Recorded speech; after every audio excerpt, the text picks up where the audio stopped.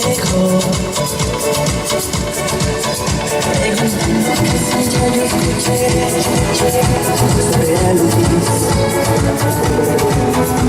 porque en la ventana y no lo pude creer. Y la entrada en un parqueo de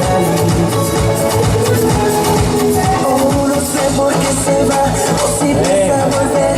Las razones tendrá, yo no las quiero saber. Solo sé que ya me acostumbré a vivir al lado de Alex. ¿Quién carajo es Alex? 24 años esperando este momento para decirle que la quiero y que sin ella muero. Ahora debo acostumbrarme a no vivir al lado de Alex.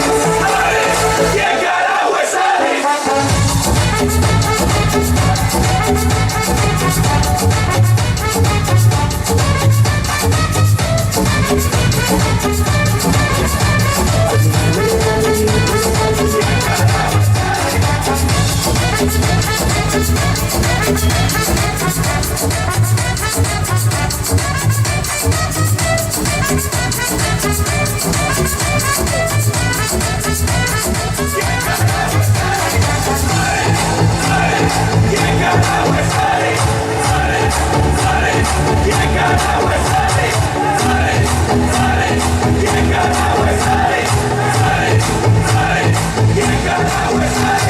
Crecimos juntos, dos niños inocentes.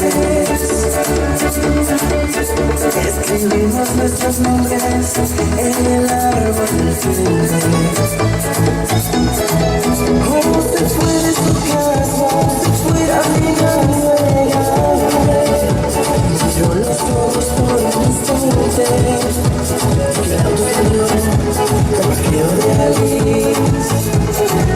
Oh, no sé por qué se va, o si piensa volver. Sus razones tendrá, yo no las quiero saber. Solo sé que ya me acostumbré a vivir al lado de Alice. ¿Quién carajo es Alex?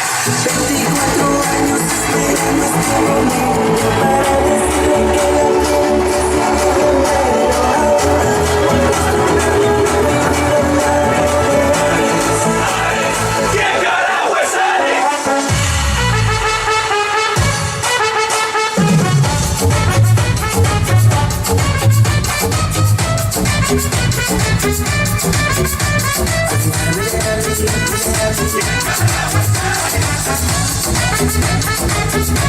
Alice.